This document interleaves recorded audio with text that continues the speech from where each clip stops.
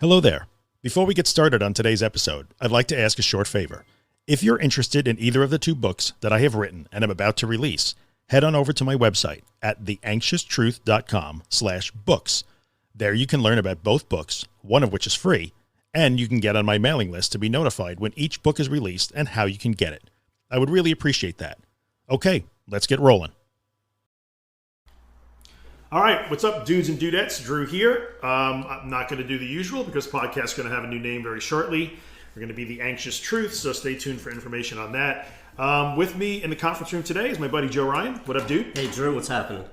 It's going good. So Joe and I have done a few of these together in the last month or so. Yep. Today we're going to talk about emotions. Yep.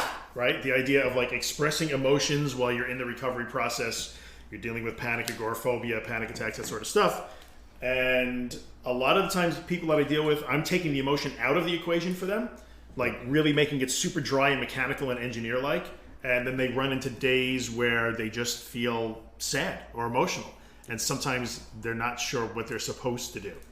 Well, as if there's something wrong with that, but there's not. No, sadness is just part of life. Right. It's, those emotions, it's energy inside your body. It needs to come out. So if you feel upset, you want to cry, you're sad, you just got to let it out and to let it dissipate out into the air. Yeah. So I think the big issue that people seem to run into is, they're out there doing the work. It's exhausting. It's mentally tiring. It's physically tiring. They're facing their fears. They're going into doing their exposure work. They're going into these hard places. And then one day they wake up and they just feel down, or a lot of people have said today, I just feel, I don't know, I've been crying all day. And somehow they think that's bad. Like, why is this happening? Well, I think certain emotions, depending on how you grew up, were acceptable and were not acceptable. There was no crying in my house. So when I feel like I'm sad and I want to cry, my body just rejects that because that's what I was used to, not expressing that. But that energy needs to come out. If you don't express those emotions, they're going to bounce around in your body and cause more anxiety. So just let it happen. Let the tears flow. Let the sadness flow. Don't let it cripple you. Keep working through your day. Right. Allow it to be there, but don't stop it. Which makes perfect sense. And I think people are always so worried about that. Like, am I doing this right? Am I doing it right? Am I doing it right? So they feel like if they have a day where they're going to cry or just feel sad or angry or whatever the emotion is, they're worried that, well, this isn't part of the program. You're not supposed to be doing this. Or is this a setback? Or, and it's not. I don't think it is. I don't think it's a setback. I actually think it's growth. Probably. So much of my anxiety are emotions that I haven't expressed, that I've kept buried, and the anxiety keeps me from getting to them. So the growth for me is to access those feelings and those emotions that I wasn't allowed to access, get to them, express them, and get them out of me so I can be done with it. If I'm going over the same thing that makes me sad over and over, the more times I go and I experience it, the more desensitized I become to it, and after a while, the sadness for it goes away. Goes away, right? Like anything else. I mean, it's kind of this. It mirrors the process that we're taking people through to deal with panic and that sort of stuff. Absolutely, same thing. And I think it's just there's nothing wrong with being human. Like when you have emotion, you express it. There's not a wrong emotion. Is not a wrong thing. Well, I think that just in society in general, everybody, especially with social media, everybody has this perfect, wonderful life that we're portraying to everybody. Right. That it almost feels wrong not to have that perfect life and have sad feelings, when in reality, we're all sad at some points. It's just a part of who we are. So the more we deny something and cut it off from us, the more powerful it's going to become. So we need to access it and experience it and feel it. Listen, anxiety and panic is so difficult to deal with.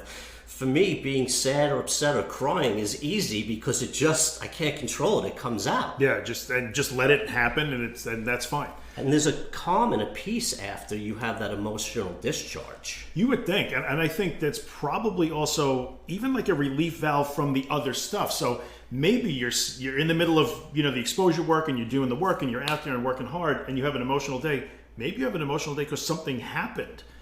Something happened in your life that made you sad or upset or whatever it is. And sometimes I think expressing that emotion could be a relief valve from the other stuff also. It's not exclusive. You can't put it into containers. Right. It all bleeds together. Yes, it does. Right, exactly. And I think that's true. So I think there are two issues. I think one is they're not sure that the emotion is somehow. First of all, they're so overwhelmed already. Right. They're confused. They're tired. They're a little bit afraid and upset and just shaken and feeling not confident. Now on top of that, really, I'm going to be angry all day too. Right. So they have a hard time accepting that, you're just gonna some days. I think you need to give yourself permission to express the anger, the sadness, the rejection, the disappointment, whatever it is. Yeah. Just give yourself permission, because if you don't let it out, it's going to still be there. Yep. So it's kind of like what you were saying. Do you want to be, sad a little bit here and there over a long period of time, or do you just want to be really, really sad today, blow it out of your system, and then be lighter tomorrow? Yeah, and I think it's definitely productive. And, I talk a lot, and I think I have to take some of I would say the hit, but I have to acknowledge my role in some of this confusion, because I'm ruthless with no days off. You don't take a day off. Right. But, if there's going to be a day off, maybe that emotional day is a reasonable day off. Like, I might regret saying this at some point, because I never want to give people an out to not face the fear. Right. But if you're just having a really emotional day, I think there's nothing necessarily wrong with that. And, learning to express emotions and deal with them and feel them and process them in a healthy way, I should say. I mean, it's part of the resiliency that we're building in the process anyway.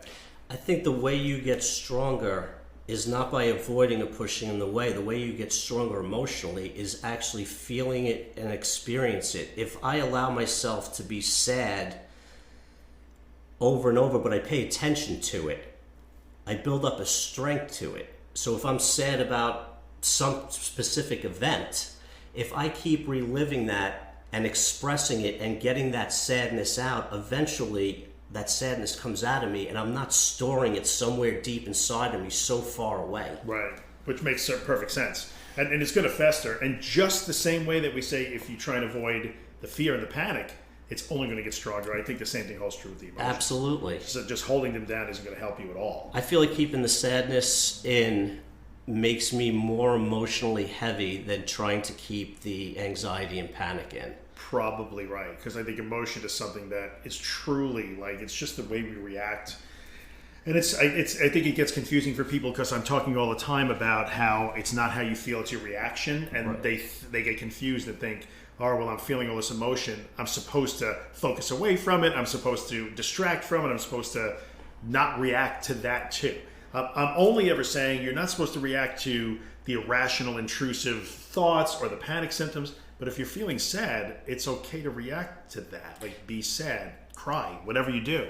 Write, play your guitar, whatever you do. I think what you don't want to do is become more afraid or more critical, self-critical of yourself that you are feeling sad or that you are coming to tears. Like, you can't criticize yourself for those emotions. They are there. You're not going to criticize yourself if you're laughing. Right. But we find sadness and tears such a negative emotion that we end up kind of beating ourselves up for having it. But we never beat ourselves up for being happy and laughing. No, we don't. You're correct. Like, no one would ever have a problem with that. But it's an emotion like anything else. I think you just need to allow it. Listen, I don't like to cry. I don't like being sad. But I would rather get it done in this hour that I'm feeling it just kind of process it and be through it and then go to the supermarket. Than instead of sitting there in my head and just being annoyed with myself for feeling this. Right. I can't control when the sadness comes. I can control how I react to the sadness. Right, correct. And I think and people, we're always trying to teach them, don't engage with those panic symptoms, anxiety symptoms, the irrational, the OCD thoughts, but you kind of can engage with your emotions. You almost have to. I do. That's if it hits me, I'm hoping it's going to be in a place where I have time and space to kind of sit with it and just allow my body to feel it. If it needs to take over my entire body, and I need to just lay and maybe meditate with it or just feel it, my days, that day and the days after feel so much lighter that I had that emotional release. Yeah. So I think people try and push it aside, or they go through it, but then number one, it confuses them sometimes, like we talked about, because they already have so much going on. or they're judging themselves harshly for even feeling it at all. Right. That's the thing. Like, well, I'm not supposed to. I've heard people say that. I'm not. I feel like I'm acting like a insert your like derogatory term here. And it's like because maybe they've been conditioned that I'm not supposed to cry. I shouldn't cry. I shouldn't be this way. Man up if it's a man, or even women. I see it. You're like, I don't know why. I don't want to feel this way. Well.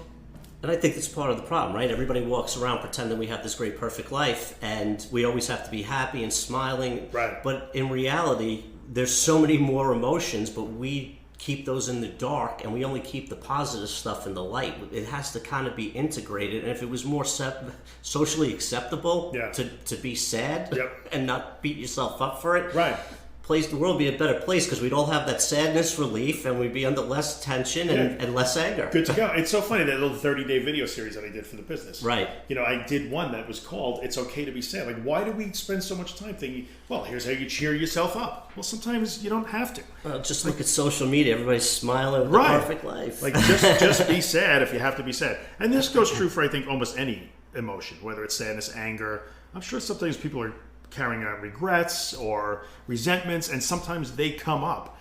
And while you're in this recovery process, you're trying to get over your anxiety disorder, and some sort of resentment comes up that you haven't really thought about. Well, okay, deal with it, whatever way you need to. Right. Yeah, that day when it comes up, it's okay to do it. Like, I think you have to. Otherwise, if you're not dealing with your sadness or resentments, or anything, anger. How are you going to get them out of your body, out of your system, if you just keep denying the fact that they're there and pushing them away? Right.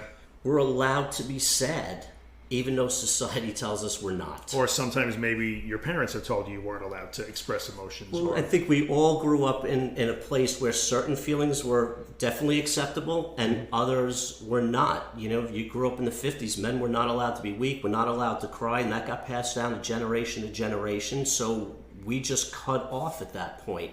And you're not living a full life if you're not incorporating all your emotions. You have to walk around with a box of tissues all day, but every once in a while, right, it's okay. An emotional release is necessary for the soul. Not necessarily a bad thing. So then that brings me to the next thing. So fine, I know it sucks because it's another thing getting piled on you when you're trying to overcome all these problems that we talk about. So, but it is what it is. You don't have to push it away. It's okay to feel these emotions, express them however way you need to, for however long you need to. But I think, once you've kind of done that, what I see people do sometimes is they pile up emotion on top of emotion. So there's either the initial judgment that says I shouldn't feel like this at all, right? And then they start to feel that they're upset because they're upset. So it's not. First, there could be a negative judgment of the feeling as it is. Then after that, there's now I'm sad that I'm sad. Yes. So it's this compound feeling of like I'm sad and I'm angry at myself for being sad, or I'm sad about being sad.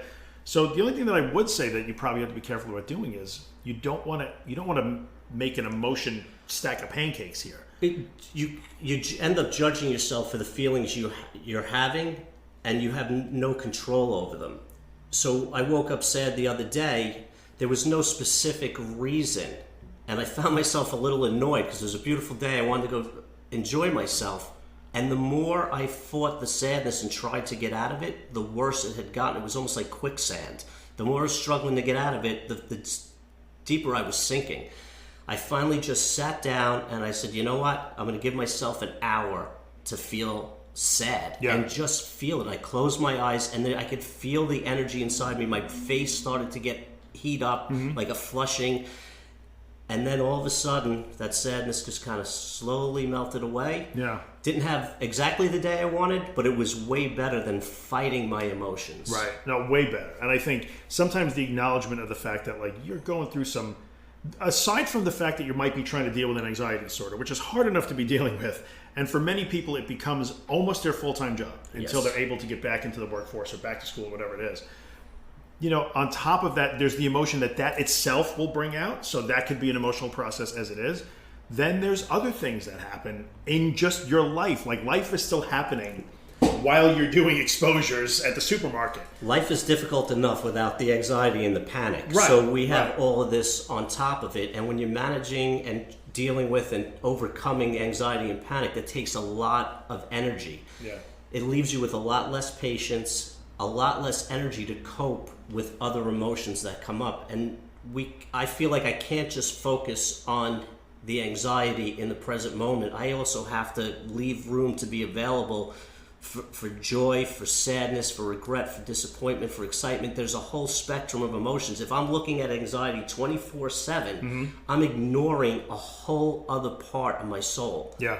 And that needs attention as well. I think that's very fair. That's really an excellent point. And as crazy as it sounds, sometimes those emotions could be a break from the problem that you are focused on every waking moment. I think there's a mechanism somewhere inside where it's like, it just goes, all right, that's it. Enough panic, enough anxiety. We're shutting that whole part of the region down. Yeah. We need to allow this sadness to come up. We need this joy to come up. We need something else to come up to get away from that, because you can't go to the gym and work out 24/7. Right. You can't work on anxiety 24/7. Right. You need a break. And sometimes if you can't give yourself a break, your body and soul is just going to wave the white flag and go, you know what? Your break coming You're getting up. a break right now, Right, whether exactly. you like it or not. And I think it's really difficult to feel an extreme emotion and also be thinking. You know, so you're thinking and you're feeling, and I'm making this up as I go. So by all means, if anybody wants to make a comment that says I'm flat out wrong, I'd be willing to entertain that. But it seems, from my personal experience, when you are really in an emotional state, you're not really thinking. You're kind of feeling on autopilot to a certain extent. And I think that's a good place to be, to get out of your head and just let your emotions do what they do. They want to come out. They are screaming at you at that point. Otherwise, you wouldn't be emotional. They wouldn't be buried anymore. They're coming up because they need a place to go. They're like, we're tired of living in the dark basement. Yeah. Open the door, let us out, free us to free you. Yeah, right, exactly. So, so many things that they confuse people. They get upset about it. They get upset about being upset about it. Yeah. Then there's what happens after that. So that's the other thing that I find. Like yesterday, I was a mess. I hear that a lot. I was a mess yesterday. Well, why were you a mess? I cried all day. I didn't want to leave the house. It was awful for whatever reason. And now some people will actually grab onto that. Like, I was very emotional yesterday, so now I'm paralyzed a bit today.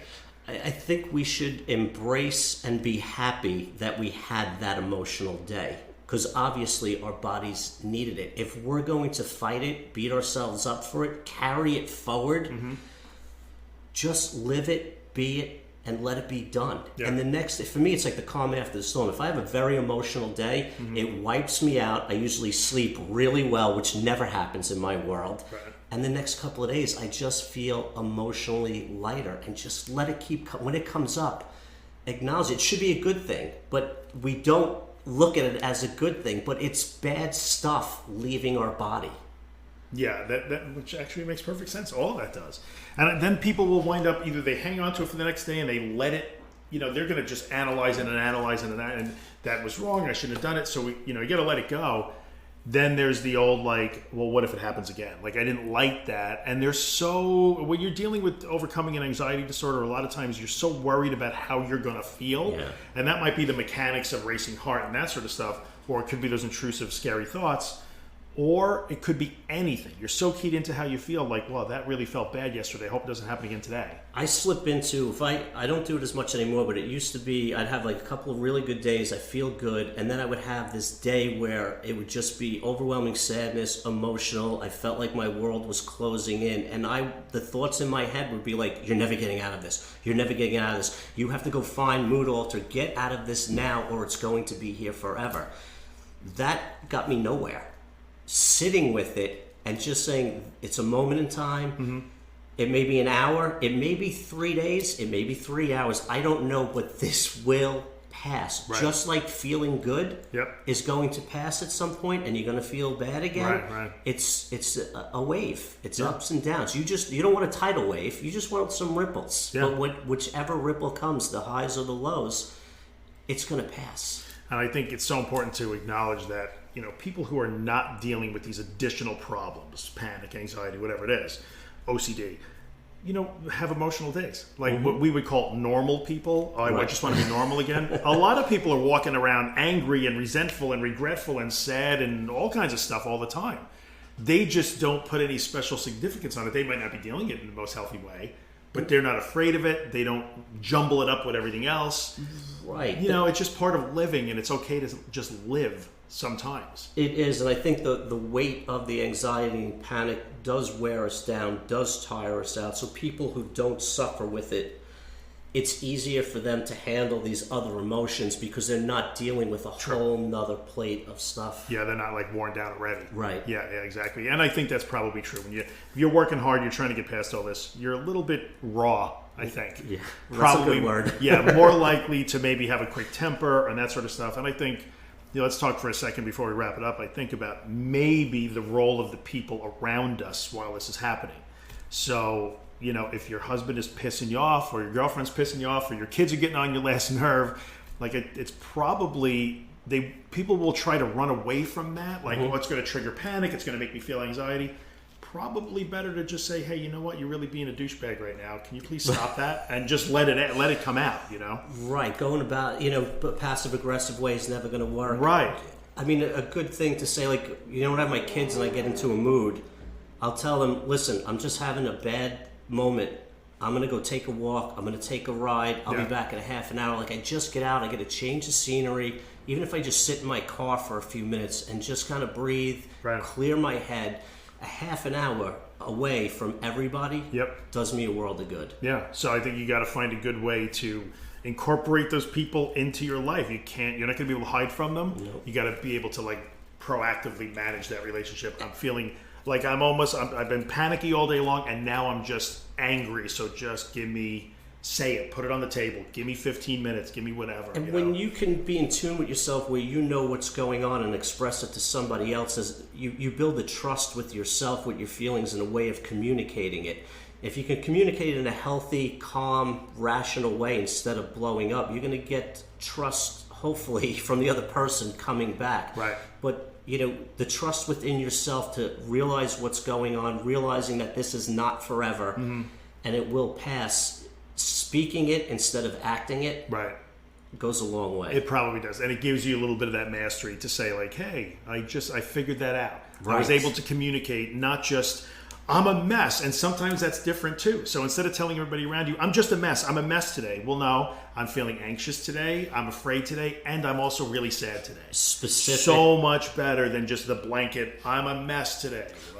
Well, if you can discern your feelings instead of just putting it into a mess, you start to identify what it is. And if you can identify and articulate it to yourself, you can articulate it to the people in your life, they would have a better understanding. A mess could be anything. A billion things. Right, and they might not know what to do with a mess. Right. They'll know what it means when somebody says they're sad or angry or like, geez, I'm remembering that thing with my mom and I'm really sad or whatever. So, and I think it gives yourself some control over that too. Yes. As opposed to just, I'm a mess, which is open-ended, subjective. I am afraid, I am tired, I am anxious, and I am angry today. Identifying the feelings are huge. Yeah, and it kind of puts it in a little bit more of an objective way and doesn't make it seem like this horrible tidal wave of amorphous irresistibility that you can't ever fight. Right. So there you go. I think that was pretty good. Right about 22 minutes. We don't want to go too much longer. You got anything else you want to add on this? Or No, this was good. Yeah, very cool. So for those of you that are listening that might want to hear more from my buddy Joe, where can they find you? JoeRyan.com and on Instagram @JoeRyan. @JoeRyan. Go check it out. Joe's got a ton of this stuff. Like there's like a really high level of emotional intelligence there that you guys will probably appreciate.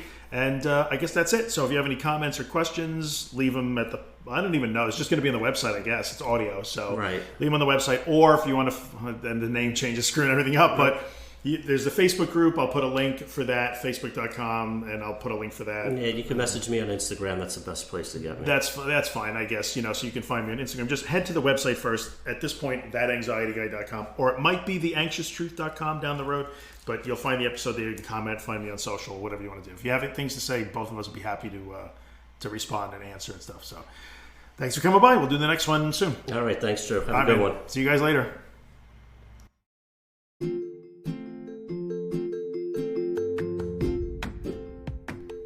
Hey, what's up, guys? Drew here. In the 5 years that I've done the podcast, I've never had a sponsor. But now it's time for me to put in a little plug for the day job, the business that I own.